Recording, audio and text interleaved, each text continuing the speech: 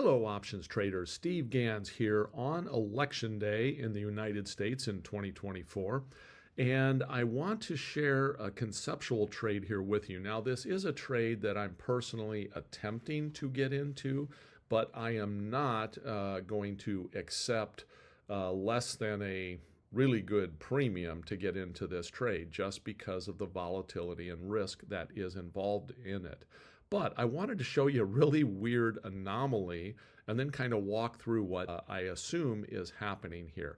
So I'm looking at a trade in DJT, which is Donald Trump's social media company. If we look at a chart of DJT, we can see that this thing has been all over the board in the last month. It's been as low as about $12 and as high as about $55. Now that's all within the month of October. That's just crazy. Now, when you have massive swings like that, you're also going to have massive volatility that goes along with those swings.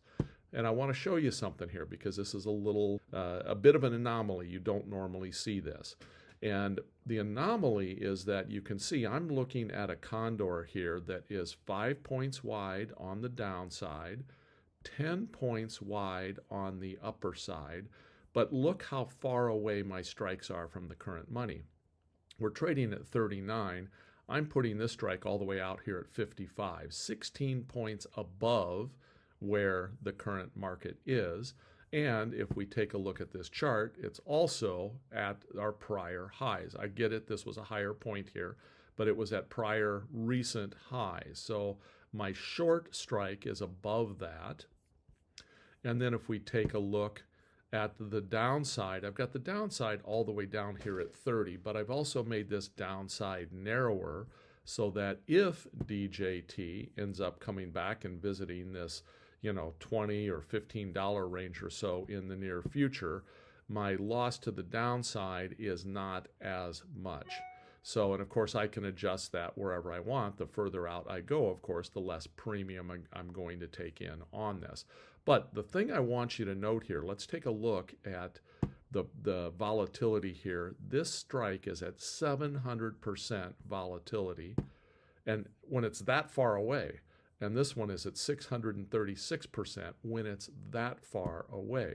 Now, normally, extremely high volatility, where we expect the volatility to maybe drop in the short term after whatever our event is, comes to completion, you would expect an IV drop and that would happen rather quickly and bring profitability into this trade. Now, here's the odd part. Let's look at the max loss here on the November 8th strikes or November 8th Condor. That's 3 days from now.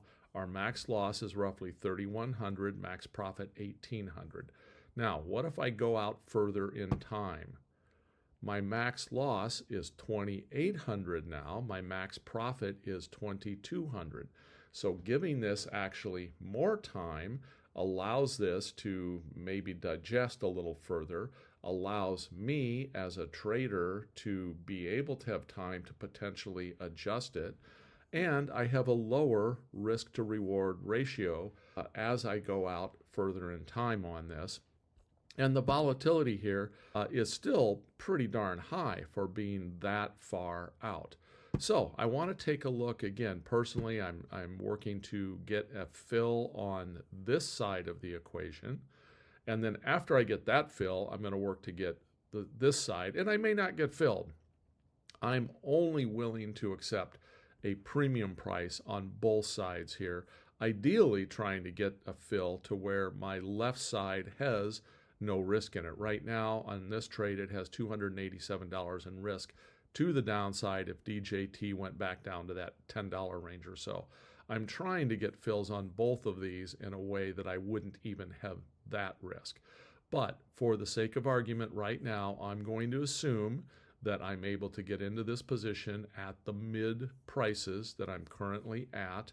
And I have set this up skewed to the downside for two reasons. One, if Trump does not win the election, I do believe this will drop dramatically. If he does win the election, certainly there will be a pop in it.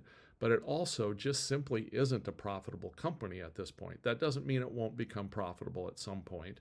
But right now, as people start to realize that they're in a company that is burning through a lot of cash, doesn't have many advertisers, etc., at least again at this point, that this may very well, over a period of time, stay in this general range while they attempt to get some profitability into the company. So that's my theory behind this, right, wrong, or otherwise. Everyone may have a totally different opinion on this. And if your opinion is totally different, of course, you could skew this trade in a different way.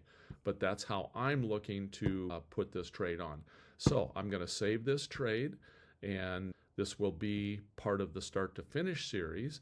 And again, I'm just taking mid prices on this right now. I will copy the link. I'll share it down below so that everybody can open this up themselves, adjust it however you see fit, put in your own premise or your own theory on this trade and see how that plays out.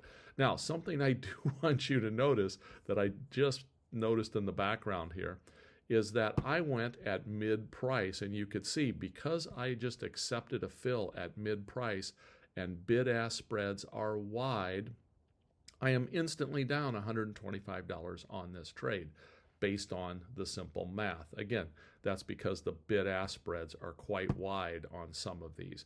We can see here we're $9.95 to $10.75. Now, on my live trade, I am working this so that if I get filled, I am getting filled at a very favorable price. I am getting filled at my ask price, which means that I'm not going to accept this wide bid-ask spread when I get into the trade.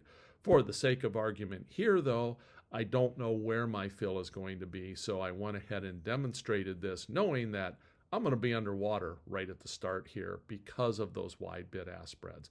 This, by the way, is why you should never go out on a volatile stock and do a market order, or on an options trade and do a market order. You should always take a look and see how wide is that bid-ask spread, and then you put your price at a point that you're at least to the favorable end of that bid-ask spread.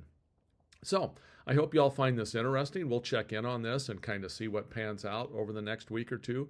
I truly don't know, obviously, but I wanted to at least show what's occurring in something with extremely high IV and how you could consider playing that. But again, you have to know and understand that this thing can have massive, massive swings in a very short amount of time.